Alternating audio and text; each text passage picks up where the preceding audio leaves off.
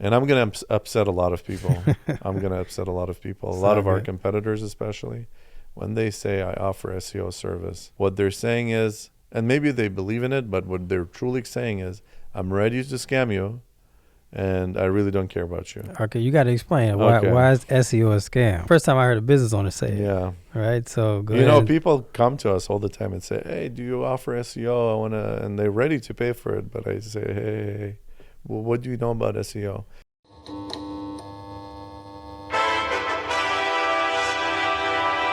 Welcome to the 3D Media Live podcast. I am Akiva. And I'm Dimitri. And we are your host. And I'm ready to get this thing on the road. Me too. How you doing today? I'm doing excellent. Long day? Long day every day. Long day every day. Well, I'm pretty excited because, if you guys can see right now, we got a really, really cool situation on the table right here. I'm going to reach for it. We have this beautiful, beautiful Yelp Partnership Award. And we're going to make sure we get a close-up on that thing. It's beautiful. It's heavy. It's solid. Yep. Lots of hard work. Blood, sweat, and tears went into this. So let's, I love what it says on that, Dimitri. It says best in core values, right? Yep. Okay, that's a big deal. Typically, a lot of companies, aren't really praised for their core values. You know what I mean? So I think that's a big deal, and I'm proud of it. Me too. Being best in core values speaks a lot to me as well. It's probably the most important thing in our company, having the right values and doing the right thing for the customer. We're not trying to be the biggest, but we're trying to be the best in core values. I think that's probably the most important thing in our company, having the right values. Yeah. We always put doing the right thing over making the most money. Yep. It's not about being the biggest, and it's about doing the right thing for the customer at all times. Not just the customer, right? For yourself, for the vendors, for employees, for everybody that deals with us. Yeah, because you just feel good at the end of the day when you know that you treated people with kindness, with respect, with love. Then I think that's the most important thing that matters. Yep. And I think one of the criteria that Yelp had for picking somebody with best in core values was finding a company that has the highest retention rate with customers. And that actually says a lot as well. The reason customers tend to stay with us, not just for the best results, because results are not guaranteed. Sometimes things don't work out perfectly, but for being honest, transparent, and hardworking.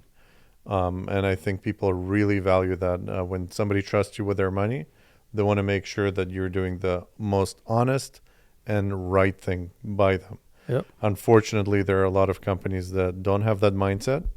They're in the business of just profits only, and they take as much as they possibly can without any consideration to the benefit of the customer. Like our motto is, do for others as you want done to yourself. Yeah.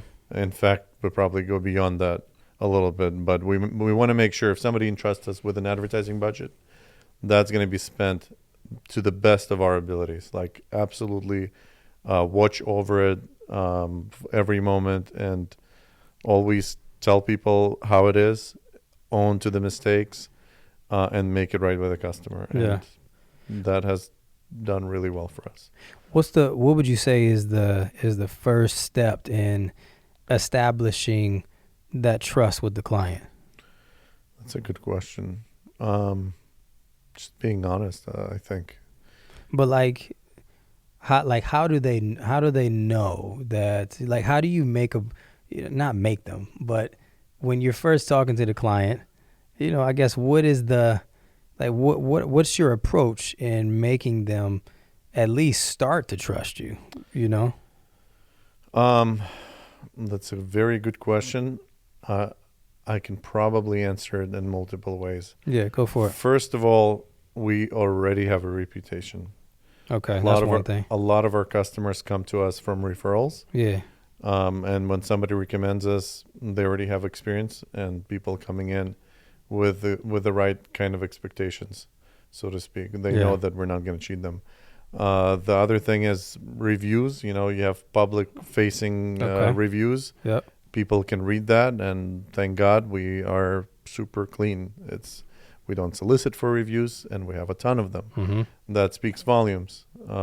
People usually are not motivated to leave good reviews unless you treat them like a king and you do good by them. And Right. I encourage anybody that's interested, just Google 3D Media, look us up, read the reviews, read Yeah. what other customers say. But in general, I think it's kind of it's very difficult to earn somebody's trust That's a fact. and very easy to lose it. Yeah. And it takes a lot of time, a lot of dedication, a lot of perseverance. And just if you have the right mindset to begin with, then I think you can reach that over time. So what happens if, let's say, I have, I'm building a relationship with a client, working with them, helping them, and then I make a mistake, and I start to lose their trust. Like, what would you tell me? Like, what steps would you take me through to be able to help rebuild that? Like, is it completely over? You know what I mean? I know there are some things that are just like, all right, you ain't getting that client back. So that's actually a great question, because making a mistake does not mean you're going to lose trust. In fact, it's an opportunity for quite the opposite. If you do make a mistake, it's an opportunity to earn your customers' trust. Nice. First of all, admit to the mistake and make it right by them, even at the cost of profits, even at the cost of a loss. Just be ready to own up to your mistakes. And we've had our mistakes over the years, and I think when they happen, you just got to be very transparent. Hey, this is what happened. We screwed up, Yeah. and we're going to own up to it. And then, the customer sees that, these guys are legit. Yeah. And they're going to tell me, like, they don't have to think twice. Are they cheating me? Are they making mistakes, not telling me? And I kind of had this pet peeve with people that I work with. When they don't admit their mistakes, it's very difficult to make any improvements in your process. I always tell our team, hey, mistakes are not the end of the world. It's an opportunity for growth. So just if people tell me what they've done wrong, it's like not a big deal. Let's just move on and find out how we can make the situation better and not have the mistakes repeat themselves. Yeah, I think a lot of people feel like when they make a mistake, it's just the end of the road, and they're dealing with a lot of emotions. They're embarrassed. They feel like maybe their employer be mad at them, or they may be. But I feel like a lot of people, it's hard for a lot of people to be willing to just take it. You know what I mean? But in short term, it might hurt. In long term, it's only gonna make the relationship stronger. Yeah. It's gonna make you stronger. We've learned so many things just by admitting to mistakes, because you look at your process, you see where did the mistake happen. Yeah. Obviously, no one's intentionally making mistakes. Otherwise, that would be negligence. I don't think we suffer from negligence, thank God. It just could be sometimes miscommunication. It could be oversight, and you look into it and then you fix it. Yeah. And if it is negligence, that's a big, big, big problem to begin with. Yeah. That's a whole different conversation. Right. I think, I think when it comes to, I just had a brain fart. Well, actually, let me go back to your question. Yeah. You also asked, how do you build trust? Another thing that came to my mind. It's, people tend to make promises, overpromise and underdeliver. Yep. Underpromise and overdeliver. That's like an instantaneous trust booster. Results speak for themselves. So just, say that you're going to do a little bit, but then you just like. Not necessarily a little bit, but just do less than what you think you're going to do. Yeah. And I don't think we should settle to do a little bit. You should settle to do a lot, but don't overpromise. Yeah. Like I never tell our customers, we're going to do just a tiny bit of improvement. No, we're going to aim for 20, 30% improvement. Yeah. The reality is oftentimes we achieve 40 to 50%, but I don't want to say that. I'd rather have them surprised. Now, is it really that you're doing 40 to 50%, or is it that just the quality is just that good? It's both. Okay. It's both. when you have quality service, then you can achieve good results. Yeah. Yeah, that's really, I think, the essence of having good quality. It's results based performance. Yeah. If you don't perform, then either lead, follow, or get out of the way. Boom. Big facts. Big facts.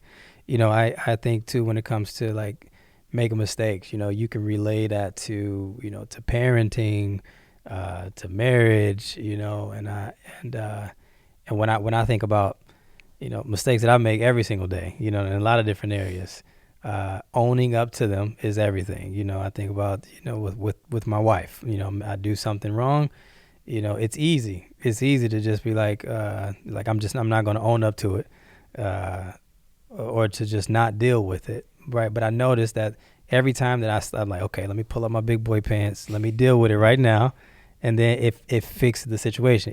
It's harder to do, right? Right, in the short term, but long term, it pays dividends. It always works out better. 100%. And I'm glad you pointing it out that it carries over to your personal life. Yeah. There's a great book that I've read, Garden of Emunah. It's like Garden of Faith. Mm-hmm. And one of the core principles is to be honest with yourself and realize that, not everything is in your control. Yeah. Even mistakes are not necessarily in your control. Neither is success. That's kind of having faith in my understanding, or from what I've learned, having faith in God is basically seeing that something is above you, and Yep. that having that humility. So if in your personal life you're making a mistake, instead of getting depressed over it, which is natural, I think, for most people, including myself, I think until I learned that and internalized it through practice, I would oftentimes, mistake, Yeah. I'm terrible. Yeah. It really, our evil inclinations know how to hammer us. Man. And that's really the way, through depression, through having like bad mood. That's a killer. That's worse than smoking cigarettes. Absolutely. It's worse than cancer. Having bad mood is worse than cancer. Having bad attitude is worse than cancer. Yep. Because if you're in good mood, you can solve your problems. 100%. Every single time. Like it's like you can't be happy and sad at the same time. Right. It's impossible to do. Yeah. And happiness is a choice. It Feeling absolutely is. sad is a choice. Being hard on yourself is a choice. And like, as a matter of fact, I did like there was like a business mistake that me and my wife made a little bit. It wasn't like nothing major, but like we are perfectionists, like we believe in what we do and all these things, and like we could have just done something or maybe listened a little bit better, and so for a second it was a little hard on us. It was like, dang it. But just like you said, that evil inclination, it sits on you, and then you start thinking of other stuff. I'm like, dang, like maybe they're not going to work with me again, or maybe this, or maybe this, or maybe this, but you have to, that's why just staying in a positive mindset and knowing how to be able to be able to identify when you're having those thoughts. You identify it, then you're able just to kind of like sift through it. Like, okay, let me see what's really in front of me. And then you can decide like, okay, am I gonna, deal with it, or am I just gonna keep sitting in the crap? Right. But then we didn't sit in the crap. We dealt with it, and it's all good. But my point for saying all that, the mistakes make you better. Everybody know that. That is like a universal principle. It's almost cliche, but it's not if you know how to deal with it the right way. Yeah.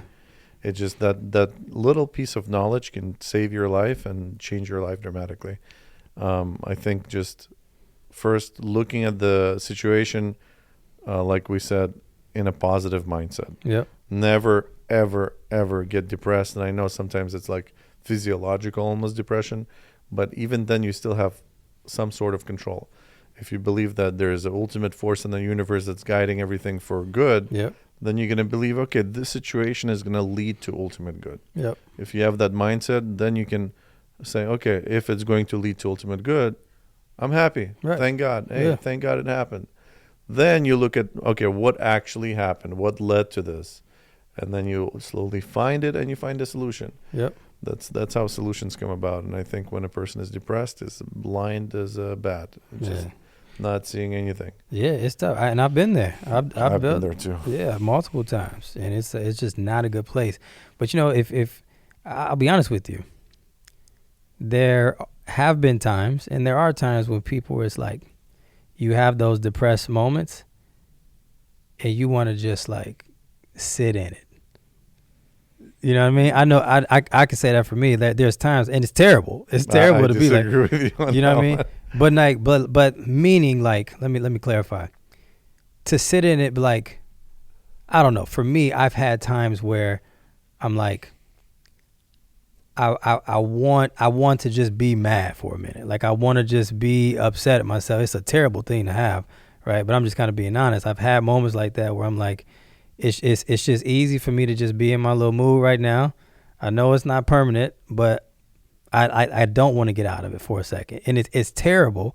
But I've had those moments, but thinking back, when I get those moments, my day is terrible. My day is going by very, very terrible. Like I'm taking it out on people. Like I don't feel like doing anything. Like a whole bunch of other, things just start to happen, and it's just not a good place. And so that's something that I don't deal with often. I've dealt with it multiple times in my life, but I've learned to kind of strengthen myself in those areas because it doesn't help me. I don't know. It's tough to talk about something that's when it's in the moment. Yeah. It's different. When you're talking about theoretically, it's a whole different story. But if I had to choose, I would rather not dwell in negative emotions. Yeah. I think it's a bloodsucker. Like it's not good. It's not good. Yeah, you're right. You're right. The best thing to do is get out of it as soon as you can. Like listen to good music, think of positive things. Like just have gratitude for all the good things that are in your life. Yeah. Because there's always more good than there's bad in life. Yeah. And even for the person that's experiencing constant hardships, there's always something they can focus on that is positive. Right. There's not one person that has absolutely everything negative. Yeah. And I think too, like looking back on the times where I would feel like that, where I'm like I don't necessarily want to like get out of it or fight through it. It's because, I've had a lot of, like you mentioned, hardships. I had a lot of those hardships, so there's been, I feel like a lot of those different hardships, when they're back to back, it's not easy to get out of it, because a part of you feels like, dang, like, all right, something else gonna happen. You know what I mean? And I know. So those. Well, that's fear. I think we have to drive fear out of our life as well. Yeah. Fearing that another bad thing will happen. I think it's not. I think the attitude should be whatever will happen is for the best. Yeah. So what's there to fear? My life is not in my full control. And that's okay. Right. What is in my control is my attitude. Yeah. So if you have positive attitude, then the life itself will start to resolve itself. Like it goes in the right direction. And going back to like customers and trust and admitting mistakes, I think I think you mentioned this, not overreacting with emotions. Mm-hmm. Sometimes we tend to like just explode in bad moments, and that's not a good thing. If anything, even like exploding with overly positive emotions is not a good thing. King Solomon once asked, there's like this cute story. King Solomon asked his teacher, make me something that will help me get through really happy moments and bad moments and not have that high and low. Yeah. And he made him a ring. It said, this too shall pass. Mm-hmm. And it kind of equalizes your awareness of yourself, equalizes your emotions. Because when you have that great moment of success, instead of going in that huge high and then crashing from it. Right. This moment will pass, and Yeah. I'll move on. We won an award, thank God. Yeah. But this is not our end, and this is not our beginning. Yep. We'll keep on going. This moment will pass, and we might have a moment with no awards. It Right. doesn't matter at the Right. end of the day. And then there's a big failure, lost clients, or lost business, or major catastrophe, whatever it may be. Hey, this too shall pass. Yeah. Not like when you're balanced in life, balance is absolutely everything. Then you can make rational decisions. You're thinking with your head and not with your heart. Yeah. And I don't mean that you shouldn't think with your heart. Heart should be subservient to your mind. Mm-hmm. You should use your heart as a tool to have empathy, to have like emotional IQ when you need it. But it shouldn't be driving your life. Right. People that chase their desires. I want this now. I want that. It's immature, and it usually does not bring ultimately good results. Yeah. It's to be rational. So for like, let's talk about customer. Right? You mentioned we've been talking about customers, and how does a person develop customer service? Right? It's like that's like a big thing. Customer service, you need that to be successful, right? And so we're talking about serving customers, but like how do like we hear this term all the time. There's so many job openings, hey, customer service. Like what does that mean? But also like how does a person develop, those traits or those qualities to be able to be successful in any realm of business? I think it's within the word customer service. You just reverse it. It's servicing the customer. That's great. If you're providing the service, then your mindset is, how can I make their life better rather than how can they benefit me? Yeah. And that will guide you to make all the right decisions at all times, essentially. Nice. Just think of what can I do for them? I think that's the essence of good customer service. Boom. I also want to maybe just hit a little bit on Yelp for a second. To be able to attain, I think is a pretty prestigious award. I think it's really, really cool. How important is advertising for a business? Why does a company need it? And how have you helped them in the whole Yelp realm? Are you asking why is Yelp important for customers in general? Why is Yelp important for customers in general? Okay, so by the way, we will have an episode soon with somebody from Yelp that's very, very high up there in the food chain. Nice. I'm just going to give you a small tease rather than give you the details. Okay. Make sure to subscribe and follow. If you're interested to hear very interesting insights from somebody in Yelp that's very, very senior position, then definitely tune in. And I think that whole episode will be dedicated to Yelp in general. Perfect. I'll give you a few things now. Why is Yelp important? Because Yelp also, I think, builds trust from consumer side. It's very difficult to get good reviews on Yelp, and that's like a pain point for many businesses because Yelp does not allow soliciting reviews, and oftentimes the reviews even disappear. They go into not recommended section. And I know businesses are very frustrated about that, but in reality, it's a very good thing. You don't want to have a platform where people can fake feedback. It has to be as honest as possible, and it motivates a business to do their absolute best.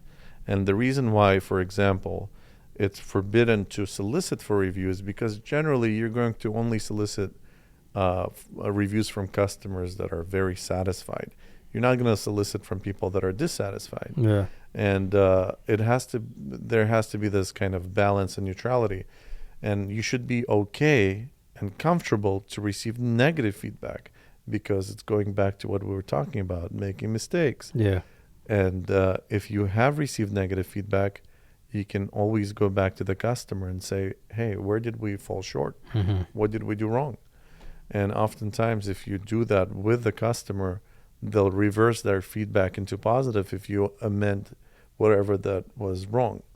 And there are many, and that's very important. I think people kind of give up on that and they neglect trying to resolve bad reviews, and that's an absolute disaster for a business. There's many studies out there, some saying that a bad review can cost the business upwards of $10,000, one bad review.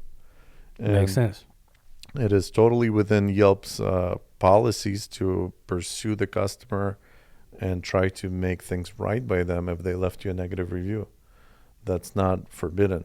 What is forbidden is to go to the guys that are super happy and say, hey, leave me reviews. Because again, it's not neutral. What you should be doing is making their life so amazing that they're going to go back and say, hey, I want to leave. I want to do something for them. I like that. Yeah.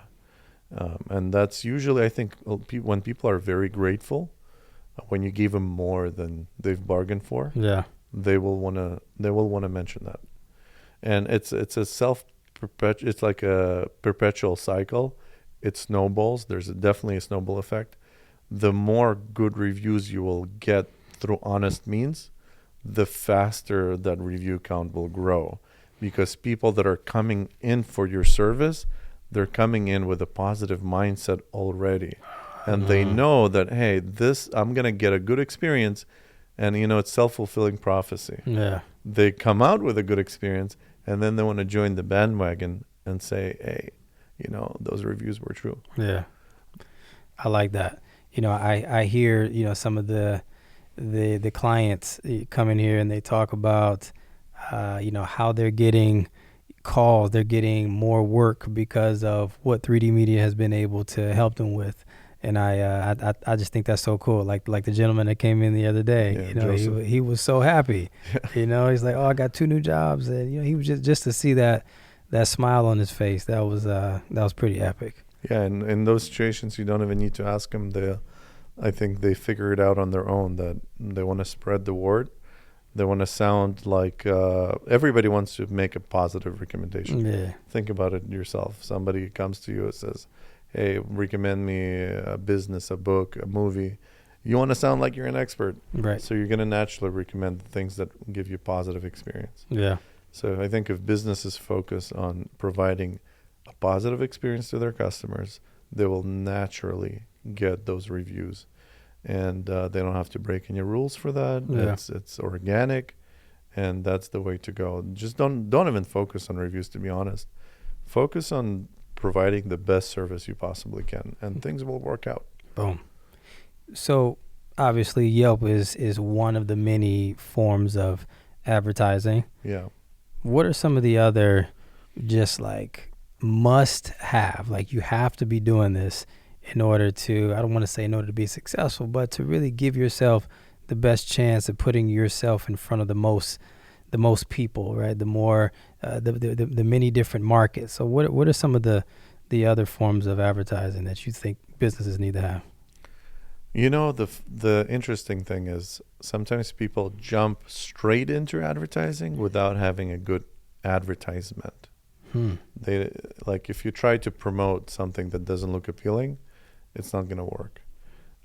The first thing in advertising is content creation. Yeah. It's creating some kind of a message, brand identity that conveys what you're doing in the best way possible. So I think the first thing you have to do is create good photography, good videos, show off your physical space if you have a retail store with a virtual tour, for example. And then you use all of that content that makes your business shine and put it out there wherever it may be. It just depends on the demographics. Yeah. For example, why is Yelp so great? Because Yelp typically is centered around service-based businesses. Okay. So like a plumber, for example, that's a service-based business. And it's also catering to the local clientele. For example, national companies typically don't do so well on Yelp. It's focused on your area. Gotcha. So for that type of customer, Yelp is the best platform. Gotcha. Because it's very direct way for them to access their clientele, their demographics. for customers like that have products that are, something that's inexpensive and it's very demonstrable, something that's like as seen on TV. Yelp is absolutely no go for that. Got it. That's you're not going to be able to advertise that kind of product there. Instead, you'd go to Instagram, you'd go to TikTok, you'd go to a platform that has easily accessible consumer, Yeah. because this is an impulse purchase. Gotcha. So on Instagram, people don't typically scroll through the feed looking for plumbers. They go to a directory of plumbers, which is Yelp, or it used to be Yellow Pages. Sure. Yellow Pages is kind of dead now, and used to be maybe Better Business Bureau, also dead now. Yelp kind of took that lead, and also Google. Google and Yelp, that's how you find local businesses. Yeah. There's Angie's List, all the other ones, but I think people should focus on the big things first, the low-hanging fruits, and then trickle down to all the other platforms. So it really depends, what are you selling and who are you selling it to? So if you're selling bananas, you want to be selling them on a platform that has the customer that is interested in bananas. Right. Sometimes the best form of advertising is finding some kind of a spokesperson for yourself, an influencer, for example. Yeah. We're actually onboarding a client as we speak that's going to have medicinal products, amazing products. I think we're going to introduce them soon. Just to give an example, one of them is to help women detect breast cancer early. So how do you promote that type of product? Yeah. So there's a couple of avenues. One is you find the influencers that are very passionate about women's health, Right. and you educate them on the benefit of the product. And when they believe in it, they will promote it. Right. And it's not like, hey, paid. It's truly they're trying to do a service for the community. They're educating. And I think that's kind of the best form of advertising, is not pushing people to take your product. It's educating them why they need it. Mm-hmm. And if you present it to the right person, it kind of sells itself.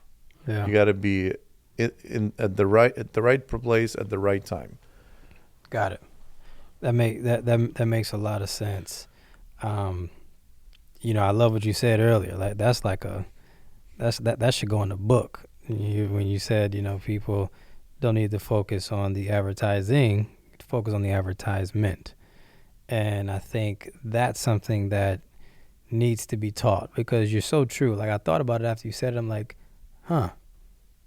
most people go straight into the advertising. Yeah.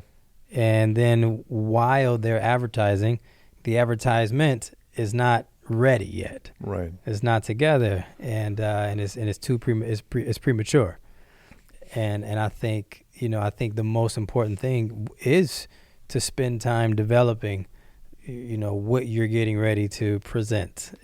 So one of the reasons why we have this, besides having honesty and integrity and all the other things, obviously if you're not successful and you're the most honest guy in the world, you're useless. Yeah. Like, not completely useless, but think about it. If I'm a company, I'm super honest and I'm super nice, but I get you no sales, that's not a business. Sure. So to have a combination of being honest and having the right integrity and being able to sell, that's what allows you to have high retention rate, because it's results driven.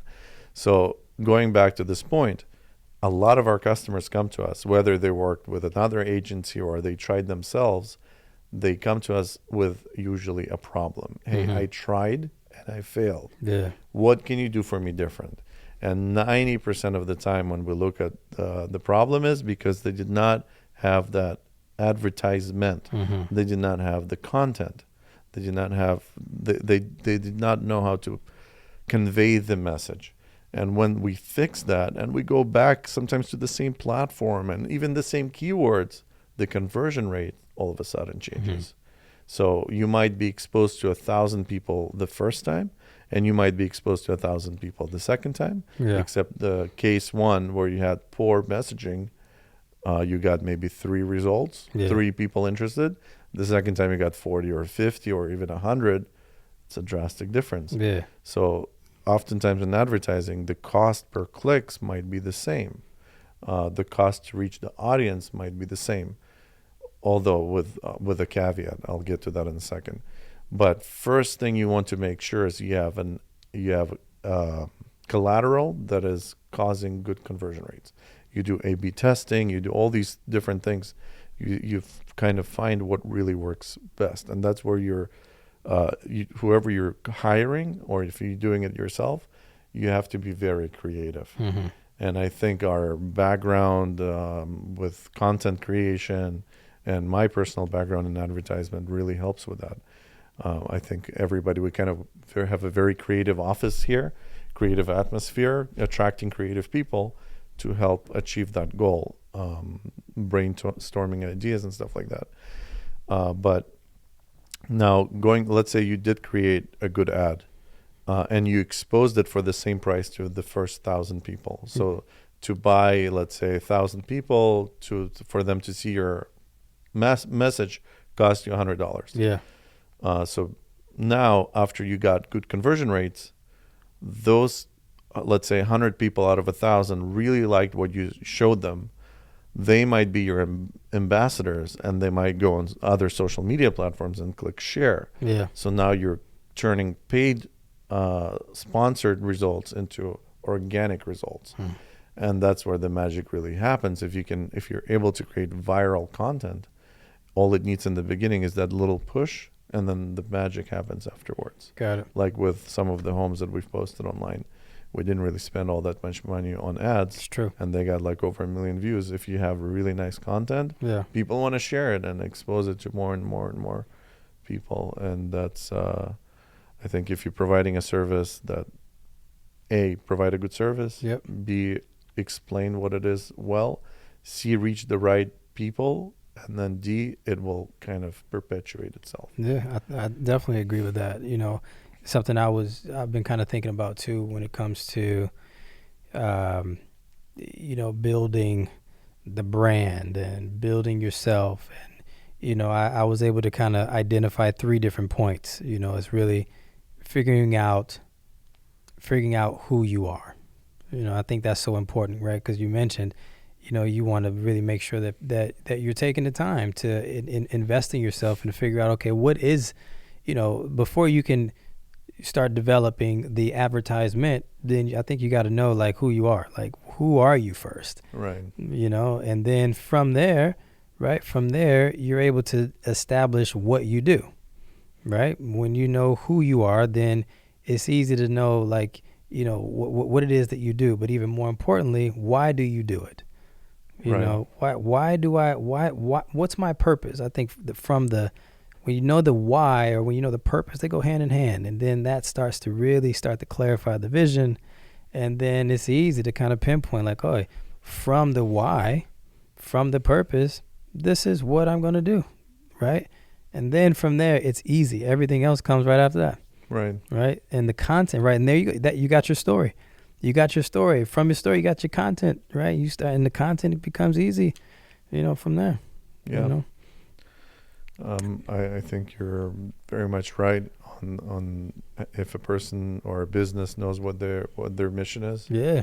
Everything that's kind of the skeleton, and everything builds on top of that. And going back to like content in general, I think you have to have a very holistic point of view. It's not just having the content. It's also like where's the traffic going to go to? Sure. Sometimes like businesses advertise online, especially like Google Ads, and they have maybe an amazing picture. They maybe have a very much optimized like cost per click campaign, the right keywords, the right demographics, and people click on the thing, and then they land on their website, and the website is a disaster. Yeah. And then it doesn't work. And same thing with Yelp. People will spend a whole bunch of money. Like I've seen people spend $40,000-$50,000 on Yelp, and then people go on their Yelp page and it looks very bad. It's not together. It's not put together. Yeah. It doesn't have all the right things, all the right tools, and their conversion rate just suffers. It plummets. They spend all this money on getting those people on their page, and then it didn't really do anything for them. So you have to have a holistic approach. You have to have everything, all your things in the right place. Yep. And it takes time, right, to be able to even have that holistic approach, and make it takes time to be able to develop it. I think I've seen so many people rush it. It's like because they want a certain result so quickly, they end up rushing it. Yeah. And like it's all about the prep. You gotta like take the time and invest, and like that's one thing too. Like I respect about you too, is because like you're not afraid to invest in your mission, your dream, your purpose. You're not afraid to invest, and whether that's a financial investment, whether that's time, it's mental energy, it's time alone, whatever, right? You got to take the time to get it together, to put effort into it, right? Because that's how you're going to get it ready, and from there it becomes beautiful from there. And that kind of that's where having a mindset of partnership is very important. Because if your vendor, if your agency, if whoever you're trusting to help you grow your business does not have a mindset of partnership, it's very, very difficult to achieve success. And like partnership as in like working together, as in somebody looking out for you for the long term. Okay. If like there's a lot of people selling snake oil out there saying, oh, I'm going to do SEO for you, guaranteed results, blah, blah, blah. Yeah. And they sell baloney service. They know it's baloney service, but they're just thinking short term, I'm going to make my buck and move on to the next guy, find the next loser. And or there are companies that might legitimately do good work, but they'll charge an arm and a leg for it. And that's not sustainable for a business. What you want to do is start them off with an affordable solution that will actually get them results quite fast. Because although I do agree with what you said that you have to put in the investment and the time into it, Yeah. but it has to be, I think, a very rational approach where it's not just, oh, wait for me 6 to 12 months, we'll see the sunlight. Let's do, we have step A, immediate results, step B, midterm, step C, long term. And you work at all those things at the same time. Sure. So you're returning money the moment you start to the business so you can reinvest. Because otherwise you can drown them in dreams and drown their budgets, and then they go out of business. And that's very unfortunate when that happens. But if you're able to think of a solution for them that will help them get immediate results now, while you're thinking what would be the step B while I'm fulfilling step A. So for example, utilization of multiple platforms. So some customers, they say, I want to do all things at once. Wait a minute. Let's start. First, let's do the lowest hanging fruit. What will bring you results now? Got it. We start with that. While that is in motion, we start adding on second step and third step. So typically, for example, Yelp is a great platform for immediate results for service-based businesses. Okay. We'll start with that, and then we'll add on Google. Google is a little bit, takes longer. And then we'll start doing social media, which takes even longer. That's a slow grind. And just all the things together, they complement each other. And going back to that SEO thing, it drives me nuts. When people say, I offer SEO service, and I'm going to upset a lot of people. A lot of our competitors especially. When they say, I offer SEO service, I'm sorry to say this. This is my opinion. What they're saying is, and maybe they believe in it, but what they're truly saying is, I'm ready to scam you, and I really don't care about you. Okay, you got to explain it. Why is SEO a scam? Because this, when you've mentioned it a while back, it's the first time I heard a business owner say it. Yeah. Right. So go ahead. People come to us all the time and say, "Hey, do you offer SEO? I wanna," and they're ready to pay for it. But I say, "Hey, well, what do you know about SEO?" So, I want to be on the first page of Google. This guy told me. That guy told me. I said, "Hold your horses. Let's dive into it a little bit. What is SEO? Search engine optimization. Yeah.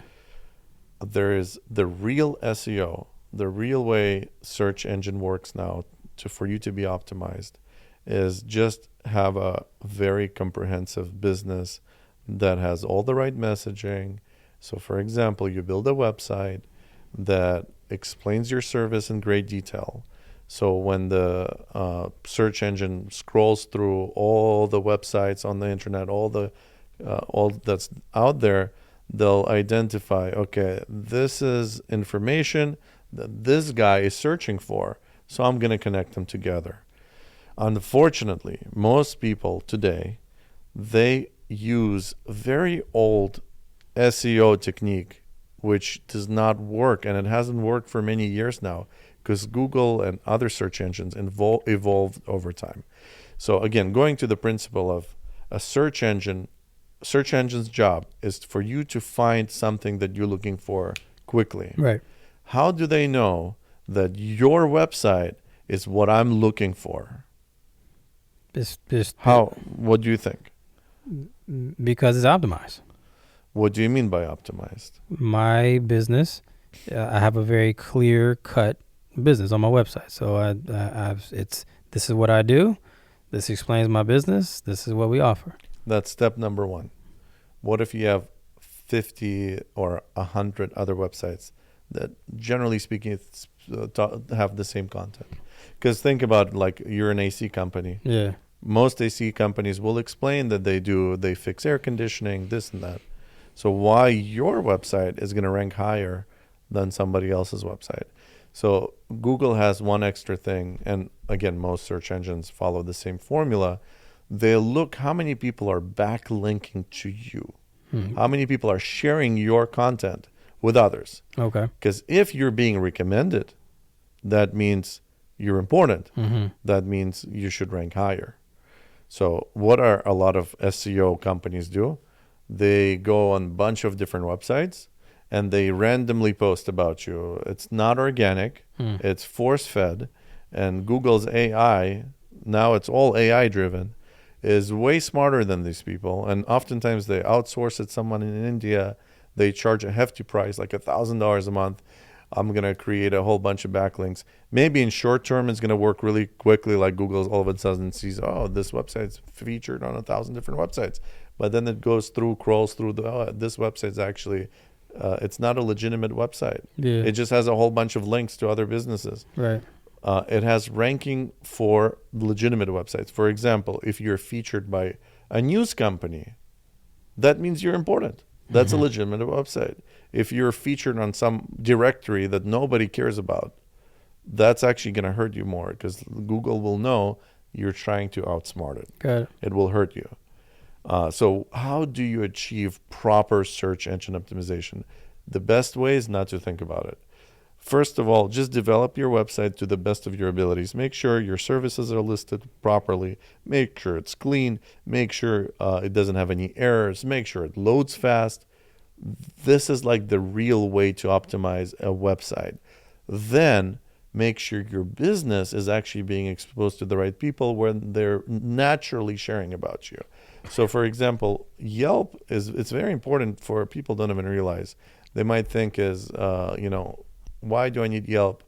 Besides getting immediate results from Yelp, if you're ranking high on Yelp, it tells Google, hey, this business, they actually use Yelp I see. kind of to feed from to see who's good out there. Right. If you have good reviews on Google also, it will push you up. If other people are talking about you naturally, then you have a thing with a blog, for example, a blog or content creation.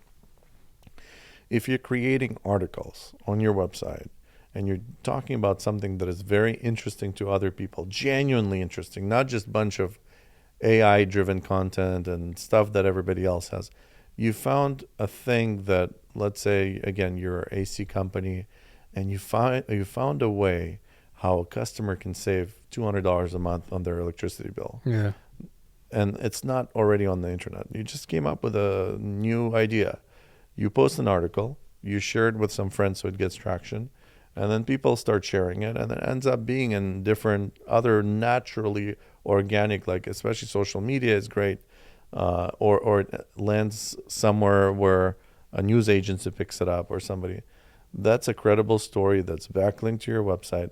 That's going to work. You can't really fake that. Yeah. It has to come from the business owner. Like a lot of these agencies, you can't force them to create that type of content for you. You have to have that partnership where, like, we train people, say, hey, you want real SEO? I'm not even going to charge you for it. Let me just do all the other things for you the right way. And this, I'm going to guide you on what you should be doing as the business owner or your employees within your company, the things that you should be doing in order to be like an expert on the internet. When you're an expert, your rankings go up. Listen, I think what you just shared was gold. I think that was platinum. So I hope everybody that is listening, I hope you stayed all the way until the end to be able to get that gem, because though I feel like those are things I've never heard. And I've been in doing social media and kind of the digital space for a little bit now, and I've never heard anybody talk about it like that. But I think it's I think it's very smart. I think it's very wise.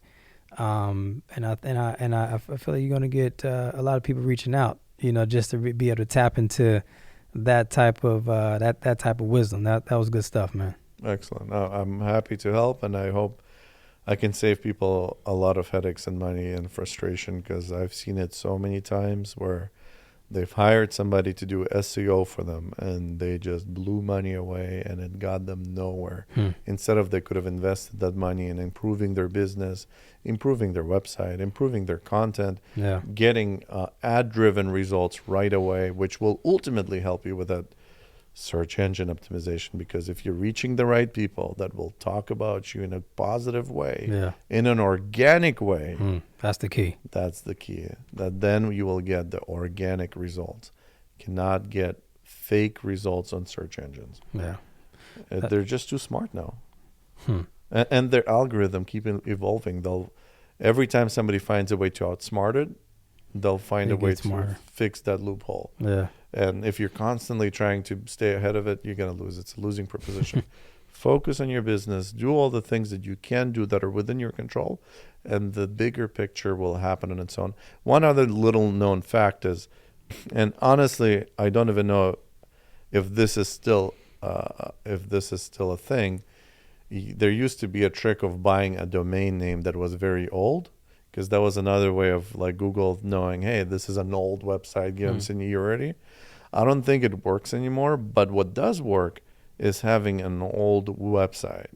So the sooner you set up your website the right way, that seniority will kick in.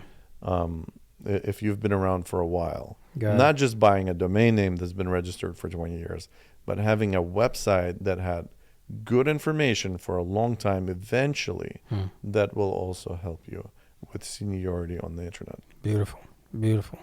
Well, guys, you heard it here first, right? Dmitry Hanuka, I mean, he has a lot of wisdom. So if you're looking for the most legit, the real deal SEO, the real search engine optimization, you need to reach out to us. Go to 3dmedia.com. We'll make sure that everything is in the description below. We'll put in the comments as well, and reach out to us. Like we offer a lot of services, and it's not just any kind of service. Like and this isn't to toot our own little horn, right? But we do good work. I just want to say, don't be embarrassed to ask questions. I've seen it all. We've seen it all. We've seen pretty much so many bad practices, good practices. And I've mentioned many times, it's not about profits. You don't have to hire us. If you have a question and we can give you an answer, I'll give you an answer. Just post a question in the comments and we'll try to get back to you on that. Whatever question you may have on business, on advertising, hey, I might not know everything. We might not know everything, but we'll try to help you legitimately. Again, don't have to pay us anything. Don't have to hire us. If you need our help, great. We'll help you. But if it's just a quick question, feel free to reach out. And if we don't know, we'll tell you we don't know. Right? We're not going to make nothing up, but that's not going to help you. Right. So we'll tell you if we don't know, and then we'll help you and maybe point you in the right direction to people that actually can help you get what you want. Yeah, I actually recently had to turn down a customer because they were already doing a decent job and they didn't need me. Wow. Yeah, they didn't need us. Well, that's that's exactly why 3D Media got this thing right here. That's because of that. I'll give you a very be more specific about that. So this customer, he's built a great brand doing Rails, and not that we're completely going to turn him down. There's things that we can still help him on, but he's built a great website and he did the right things. And then he said, "Hey, can you guys improve upon it?" And I said, "You know what? I'm afraid to touch it because it's already getting good results. And sometimes you can do more harm than good. And then in this particular case, I'd rather you leave it the way you're going at it yourself, save the money, and apply that saving towards some other part of your business that will help you." So, sometimes you can't just get involved in absolutely everything. That's kind of a key. That's a big key. That's a major key. Yeah. Major key. Dimitri, thank you. Thank you for taking the time to be able to share with everybody watching. And this type of content is what you call evergreen content, meaning it can be around for decades and decades and decades because the principles never change, right? Industries may change, but the principles that were spoken about in this conversation, they never change, right? You can be able to take these mindsets, take these principles, and apply it, 10, 20 years from now. So, hopefully, God willing, this video will be watched, a long, long time from now. I wonder if I'll start a trend killing SEO companies. I'd be happy about that. Oh man. Part of our goal is to weed out bad businesses. Oh man, that's a whole nother podcast. So save it. So maybe we'll do a podcast about. and by the way, if you want us to cover a different topic, something that you're interested in, drop a comment. We might just go off of what you want us to talk about next time. There we go. Yeah. There we go. Thank you guys so much for watching. Be tuned to subscribe. Make sure you guys comment, leave a message, share, give us a like, give us a thumbs up, and let us know. Yeah, give us some engagement. Let us know what you're thinking. Let us know your thoughts. What do you like? What did you like? Did you agree? Did you disagree? And all that good stuff. And again, 3dmedia.com. That is how you find our company, and we can help you. Whatever you need, we got you covered. I actually want to add, I want to hear more of the disagreements than agreements. Okay. Don't just post, "I agree with everything you say." Hey, if you disagree, let me know. I want to hear what your thoughts are. And I might be wrong. I'm very much ready to be educated. If there is a bigger expert out there if I said anything that is wrong, let me know. By all means, I'm open to have a discussion. So drop in those comments. I really want to see what you guys think. Amazing. Thank you guys. Have a good night.